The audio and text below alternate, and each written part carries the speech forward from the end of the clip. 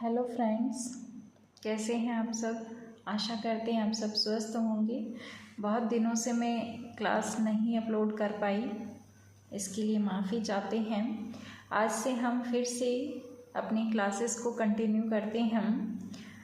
देखिए, जो हमारा राजस्थान कर्मचारी चयन बोर्ड जयपुर द्वारा आयोजित जो अध्यापक लेवल प्रथम एग्ज़ाम है, उसके लिए विद्यालय विषय के अंदर हम हिंदी सब्जेक्ट के अंदर शब्द ज्ञान टॉपिक को कवर कर चुके थे। अगर आपने अभी तक इनकी क्लासेस नहीं देखी हैं तो आप चैनल पर प्लेलिस्ट बना हुआ है रीड मेन एग्ज़ाम हिंदी, उसमें जाकर इनको कवर कर सकते हो। उसके बाद में हमने संधि टॉपिक को भी कंप्लीट कर लिया था और अभी हम समास वाले टॉपिक को पढ़ रहे हैं और समास में भी हम द्वंद्व समास तक पहुंच गए हैं। आज हम द्वंद्व समास को कंप्लीट कर लेंगे। ओके फ्रेंड्स, तो चलिए बिना समय गवाए अपनी आज की क्लास शुरू कर लेते हैं। द्वंद्व समास। द्वंद्व समास में आपको ये ध्यान में रखना है कि इसमें दोनों या उभय पद प्रधान होते हैं, यानी दो जो पद होते हैं वो दोनों प्रधान होते हैं और दोनों पद प्राय एक दूसरे के विलोम शब्द होते हैं। ठीक है, यानी एक दूसरे के विलोम होते हैं। उनका अगर आप देखेंगे तो दोनों का अपोजिट अर्थ निकलेगा। ठीक है, ऐसे वर्ड ये होते हैं और उसमें दोनों ही पद प्रधान होते हैं क्योंकि दोनों का अलग अलग मीनिंग निकलता है। समस्त पद यानी जो इसका विग्रह कर रखा होता है उसका जब हम समस्त पद बनाते हैं या फिर समस्त पद जो बना हुआ होता है द्वंद्व समास का, उसका जब आप विग्रह करेंगे तो विग्रह करने के लिए आपको उनके दोनों के बीच में या तो और जोड़ना है या जोड़ना है या अथवा जोड़ना है। ठीक है, इन तीनों शब्दों का यूज़ करते हुए आप द्वंद्व समास वाले जो समस्त पद है उनका विग्रह करेंगे।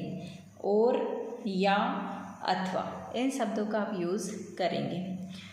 जैसे एग्जाम्पल है माता पिता, तो इसका विग्रह करेंगे माता और पिता।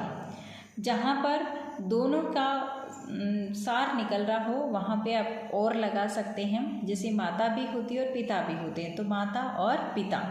दाल रोटी, दाल और रोटी। पाप पुण्य, अब देखिए पाप पुण्य के बिल्कुल विपरीत है, अपोजिट अर्थ निकल रहा है, तो यहाँ पर आप या भी लगा सकते हैं और भी लगा सकते हैं, दोनों ही चल जाएंगे। ठीक है, तो पाप पुण्य के लिए आप पाप या पुण्य और पाप और पुण्य भी आप कर सकते हैं। इसी तरह से अन्न जल, अन्न और जल, जल वायु, जल और वायु। फल फूल, फल और फूल। भला बुरा, भला या बुरा। अगर दिए गए दोनों शब्द जो है वो विशेष हो और दोनों का विपरीत अर्थ निकल रहा हो तब आपको वहाँ पर या जो है उससे विग्रह करना है, ये थोड़ा सा आपको ध्यान रखना है। उसके बाद में है रुपया पैसा, रुपया और पैसा। अपना पराया, अपना या पराया।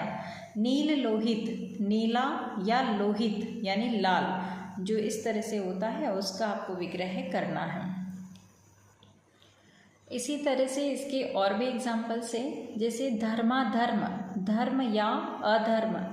राधे श्याम, राधा और श्याम। लक्ष्मी नारायण, लक्ष्मी और नारायण। हरि हर, हरि और हर। भाई बहन, भाई और बहिन। नर नारायण, नर और नारायण। राम भरत लक्ष्मण, राम और भरत और लक्ष्मण। इस तरह से आपका समास विग्रह होता है, उसको आपको ध्यान में रखना है। चला चल, चल या अचल। लाभ हानि, लाभ या हानि। चाय वाई, चाय आदि। यहाँ पर देखिए थोड़ा सा विग्रह अलग आ रहा है तो आपको ध्यान में रखना है। चाय वाई यानी चाय आदि। सुरासुर, सुर और असुर। शीतोष्ण, शीत या उष्ण। शीतातप, शीत या आतप। यशापयस, यश या अपयस। शस्त्रास्त्र, शस्त्र और अस्त्र। कृष्णार्जुन, कृष्ण और अर्जुन। अड़ोस पड़ोस, अड़ोस पड़ोस का हो जाएगा पड़ोस आदि। ठीक है, ये थोड़ा सा जो अलग आ रहे हैं ना उनको आपको जरूर ध्यान में रखना है। ओके, अगल बगल, बगल आदि।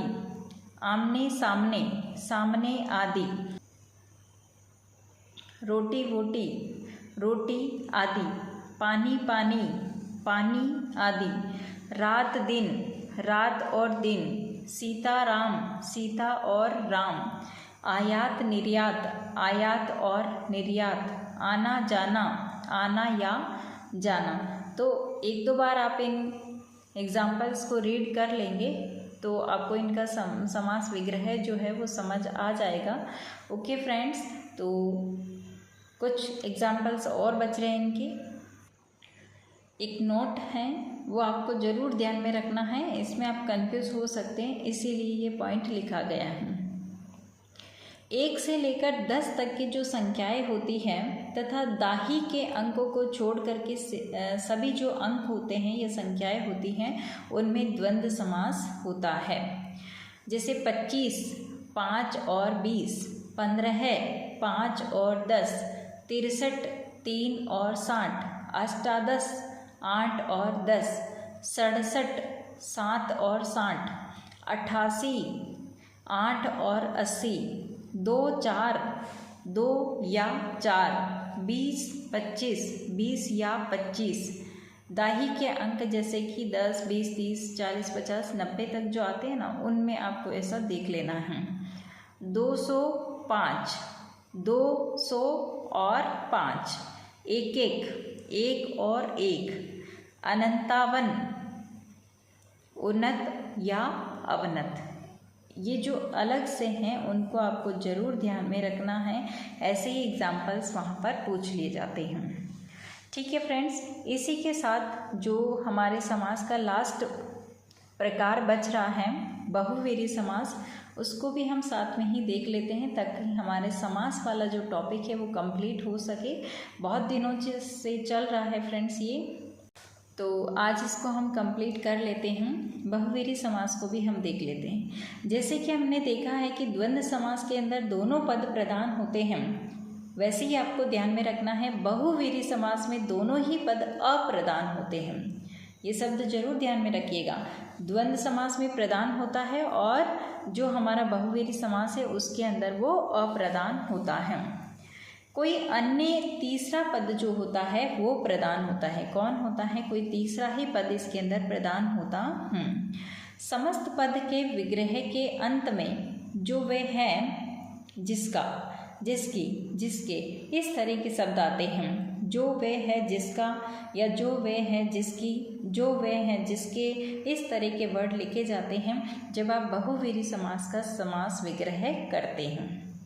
ओके फ्रेंड्स, अब इसमें एक चीज़ और आपको ध्यान में रखनी है कि यदि कोई भी यौगिक शब्द किसी वस्तु विशेष का पर्यायवाची है तो वह बहुवीरी समास का उदाहरण होगा। ठीक है, एग्जाम्पल्स को हम डिस्कस कर लेते हैं। गजानन, गज के समान आनंद वाला अर्थात श्री गणेश। त्रिनेत्र, 3 नेत्र हैं जिसके वह शिव। चतुर्भुज, 4 भुजाएं हैं जिसकी वह विष्णु। आपको इसका विग्रह आना चाहिए, जो मतलब किसके लिए आ रहा है ये भी महत्वपूर्ण है, लेकिन कम से कम आपको विग्रह तो पता होना चाहिए। षडानन, 6 यानी 6 आनन है जिसके वह कार्तिकेय। दशानन, 10 आनन है जिसके वह रावण। घनश्याम, गण जैसा श्याम है जो वह कृष्ण।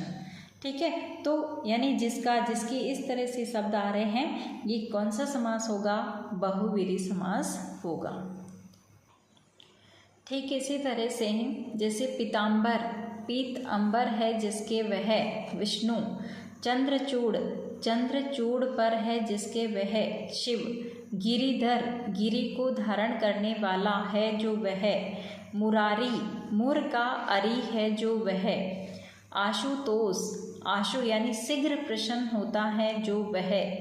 नील लोहित, नीला है लहू जिसका वह। वज्रपाणी, वज्र है पानी में जिसके वह। सुग्रीव, सुंदर है ग्रीवा जिसकी वह। थोड़ा सा इनको ध्यान में रखिए। सुग्रीव यानी सुंदर है गिरवा जिसकी वह। मधुसूदन, मधु को मारने वाला है जो वह श्री कृष्ण। अजानुबाहु यानी जानुओं यानी घुटनाएं जो होती हैं उनके लिए आया है। घुटनों तक बाजू है जिसकी वह राम। नीलकंठ नीलाकंठ है जिसका वह शिव। नीलाकंठ किसका है? शिव जी का है, तो ये उनके लिए आया है। महादेव देवताओं में महान है जो वह शिव। मयूर वाहन मयूर है वाहन जिसका वह। कमल नयन कमल के समान नयन है जिसके वह। कनकटा कटे हुए कान है जिसके वह। कनकटा जलज जल में पनपने वाला या जल में जन्मने वाला है जो वह कमल। वाल्मीकि वाल्मीकि से उत्पन्न है जो वह। दिगंबर दिशाएं ही है जिसका अंबर ऐसा वह। कुशाग्र बुद्धि यानी कुश के अग्र जो भाग होता है उसके समान जो बुद्धि होती है जिसकी वह। तो कुशाग्र बुद्धि का भी आपको ध्यान में रखना है कि कुश के अग्र भाग के समान जिसकी बुद्धि है वो होगा कुशाग्र बुद्धि वाला। ठीक है, फिर है मंद बुद्धि मंद है जिसकी बुद्धि वह। जितेंद्रिय जीत ली है इंद्रिया जिसने वह। चंद्रमुखी चंद्रमा के समान मुख वाली है जो वह। अष्टाध्यायी अष्ट अध्यायों की पुस्तक जो है वह।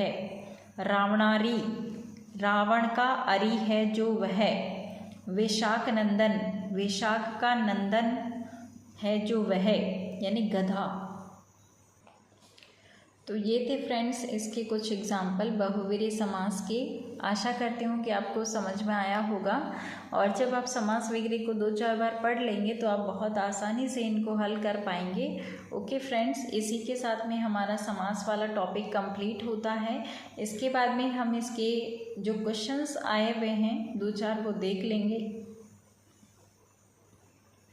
इसके बाद हम इसके जो क्वेश्चंस हैं वो देख लेते हैं।